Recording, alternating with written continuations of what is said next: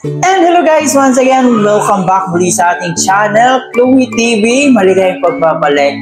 And of course, mag-ingat po kayo palagi kung saan man kayo naroroon. And maraming salamat sa inyong walang sawang pagsuporta dito sa ating channel, sa ating buong Team Kalingap. Ako, maraming salamat. And ngayon, meron tayong panibagong reaction video. At ang bibigyan natin ng reaction video sa araw na to, ang bago nating Kalingap Boys. Walang iba kundi si Kalingap Mikoy. And yun na nga po dyan sa ating title, totoo nga bang magpinsan itong si Kalingap Mikoy at saka si Carla. So yan ay malalaman natin mamaya. At hindi lang po yun, marami din po tayong matutuklasan kay Mikoy kung anong klaseng anak ba talaga si Mikoy. So mamaya guys, panonoorin po natin yan at mamaya alam kong mai-inlove kayo at mai-inspire kayo dito sa message ni Mikoy. Bago natin mapanood, syempre baka bago pa lang po kayo din sa ating munting channel, huwag kalimutan mag-subscribe. Paki-turn na notification bell para every time mag-a-upload po tayo, updated po kayo. And higit sa lahat guys, palagi nating inuulit-ulit to ang pagsuporta sa ating pinakaama ng Kalingap, si Kuya Bal Santos Matubang, Ate Edna Vlog, Kalingap Rab, at syempre si Jack Matubang. Suportahan po natin ang ating P-Boys, Kalingap Partners, mga charity vloggers sa Pilipinas na handang tumulong sa ating mga kababayang mahihirap. And of course guys, huwag din natin kalimutan ang aking makasamaang Kalingap reactors, especially ang Karepa, ang Team Bios, lahat po ng mga legit Kalingap reactors, suportahan po natin sila. So huwag na nating patagalin pa, panoorin mo na natin to ang revelasyon ni Nanay kung magpinsan nga ba talaga si Mikoy at si Carla. So panoorin mo na natin to guys.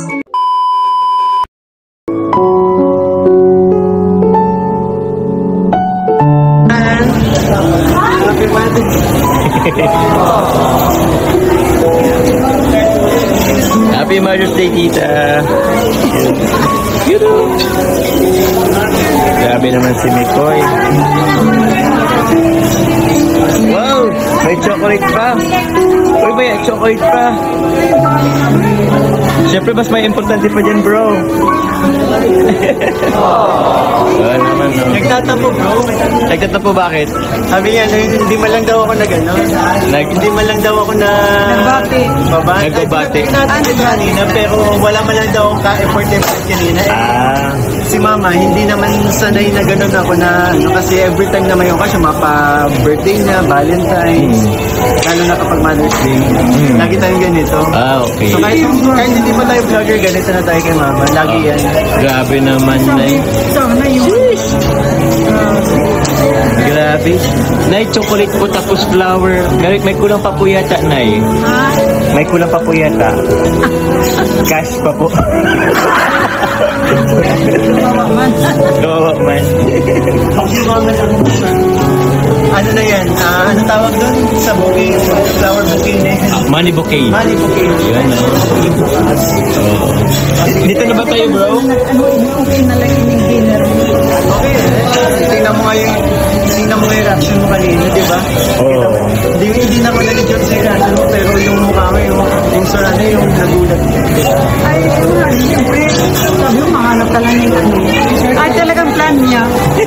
Sabi, mahanap lang siya ng partner. Siyempre po. Pinauna na tayo. Pinauna na tayo po. Siyempre, Nay. Siyempre, ano, surprise eh. Yan na. Na-surprise pa kayo, Nay. Yeah. I never expect mo. Bro, ano, order lang ako. Okay, sige. Wow. Mikoy. Bro, nauna bro na yung dessert, bro. Oo nga eh. Kaya nga po eh, si tita, pakalahati na yan eh. Busog na ako sa huwag mo mamang ubusin at may pakati na food. Ikaw bro, di ka nag-order na rice. Di ako bro nag-rice ngayon, bro. Pinupush mo talaga yung pag-diet, pero napansin ko kasi medyo pumayat ka na talaga. Ay siya, bro. Thank you, bro. Hindi mo naman mapapansin, payat na ba si Papa John? Jiman kasi ako lagi nakikita ni tita siguro. Lagi nga, no, pag... Mataba ako bro. Aray ko tita. Aray ko. Joke lang, okay lang po yung tita. Ang influence. Sabi-sabi ka ang Pinilala ni Mama si Carla. Nakikita kanina pagdating ko na ba? Si Carla yung may napabahayan na yun. Di ba? Alam pa niya. yun. Ano nga apelyido nun?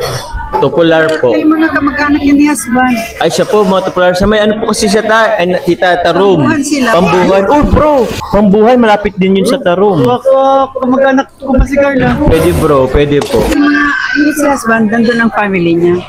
Opo, Mga haligala doon. mga halgala. Baka maging bayo pa kita sa pinsan. Ay, ba pwede bro.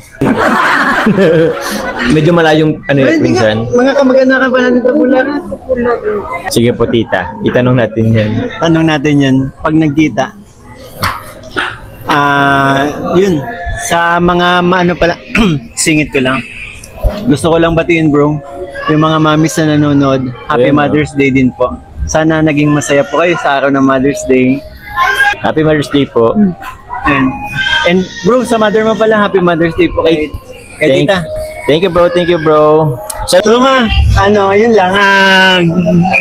Parang ginamit ko na lang din itong pagkakataon na to na nagbablog ako para makita ng may maraming ma-inspire na mga manonood na makita nila kung paano ko mahal-mahal nanay ko. Lagi ko sinusurprise. Kahit nung hindi pa ako vlogger, ganito na ako kay mama. May pinakita kong clip naman dun sa intro ko. Kung yung mga recent videos ko. Madami ako mga surprises na hindi ako nagbi-video. So, eto, parang inano ko lang din. Para maraming ma-inspire, maraming matuwa, maraming mga kabataan na nanonood. Yun, mahalin nyo yung parents nyo, lalo na si mama kami dalawa na lang magkasama eh. Yun nga. Diba? Yun lang, wish ko lang kay mama mas makasama ko pa ng matagal. Yeah. Yeah. So yun na nga po guys, ang revelasyon ni nanay na maaari daw pong magpinsan si Mikoy at saka si Carla. Kasi kung naalala niya, may mga kamag-anak daw po siya na doon nakatira sa lugar nila Carla at yung mga apelido or mga apelyido nila Carla is kamag-anak daw nila. So maaaring magpinsan itong si Carla at saka si Mikoy. Pero hindi pa po yan confirm na totoong magpinsan sila. Pero baka nga kung magpinsan man sila, so siguro malayo na mga 4th degree or 5th or siguro nasa ganong stage na yung pagiging pinsan nila. Pero kahit ganon pa man, kung titingnan natin, no, parang magkamukha si Carla at si Mikoy kasi parang may halong sila, may pagka-mistiso at mistisa. Kung napapansin niyo, pareho po silang gwapo at gwapa. So, maaari nga talagang magpinsan yung dalawa. Pero hindi pa natin alam, hindi pa po confirm yan kung totoo. So, yun, sobrang ang ganda po dito guys sa ating napanood, no? Kung saan masasabi nating pinopromote ni Mikoy yung pagmamahal sa magulang. So, sabi nga nila, sobrang napaka-bless mo kapag meron kang anak na nagmamahal sa'yo. Napahanga talaga ako kay Mikoy guys kasi sa totoo lang, first impression ko dito kay Mikoy, akala ko kasi siya medyo may pagka bad boy yung dating niya. Pero nung nakita ko po yung video na to, sobrang napahanga po ako sa kanya and sobrang napakamahal niya yung magulang niya, no? And sabi pa niya, sila na lang dalawa kaya hanggat nandyan pa yung mama niya, palagi niya itong mamahalin at isusurpresa. So yun, naikwento nga niya rin po dito na parang nagtatampo raw yung mama niya yung mga araw na yon kasi parang naninibago na walang surpresa kasi noon pa man daw ay ginagawa na niya ito para sa kanyang mama. And napag-alaman rin po natin dito guys na dati pala siyang talent sa GMA7. So ngayon ko lang po nalaman yan. Kaya pala medyo popular na siya. Meron na siyang marami nang nakakilala sa kanya So yun pala ang dahilan na dati pala siyang talent ng GMA7. Isa rin po sa kanyang nagiging message dito, especially sa mga kabataan ngayon na hanggat nandyan pa yung mga magulang nila, imahalin nila. Hanggat nandyan pa yung mga magulang nila, ipakita nila yung totoong pagmamahal nila. Kasi hindi natin alam na baka bukas wala na yung mga magulang natin. So ayan guys, mga kabataan na nanonood dito sa clip video na to, so sana'y ma-encourage po kayo at sana'y ma-inspire at ma-admire po kayo sa ginawa ni Mikoy dito sa kanyang mama na talagang sobrang mahal na mahal niya. Napakaganda po talaga ng message ng video nito ni Mikoy. Sobrang ganda po kasi talagang binavalue niya yung magulang niya.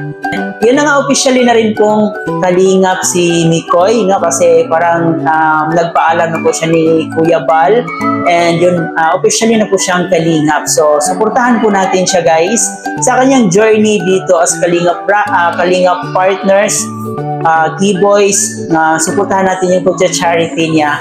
Sobrang close din po sila ni Papa Joms, no? Napaka-close nila sa isa't isa, and ito naman si Kalingap Jomar, sobrang mapagmahal din po siya sa kanyang pamilya.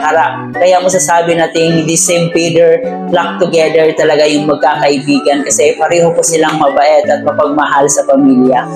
Kitang-kita niya naman po kung gaano rin po marespeto itong si Papa Joms doon sa nanay ni Mikoy. Mabait po silang dalawa guys. Pareho po silang dalawa na mapagmahal sa kanilang magulang. So yan guys, na-inspire ba kayo dito sa napanood ng kwento? At kung gusto niyo namang panoorin ang buong video, puntahan niyo po si Kalingap Mikoy. Suportahan po natin siya sa kanyang journey as Kalingap charity vlogger. So suportahan natin ang ating mga Keyboys guys. And of course, bago natin tapusin ang reaction video sa araw na to, huwag kalimutan mag-subscribe, paki-like and share na rin po ang video na to para mapanood pa tayo ng ating ibang sulit Kalingap supporters. Muli po guys, hanggang dito na lang muna. Ito nga po pala si Chloe TV. Marami pong salamat.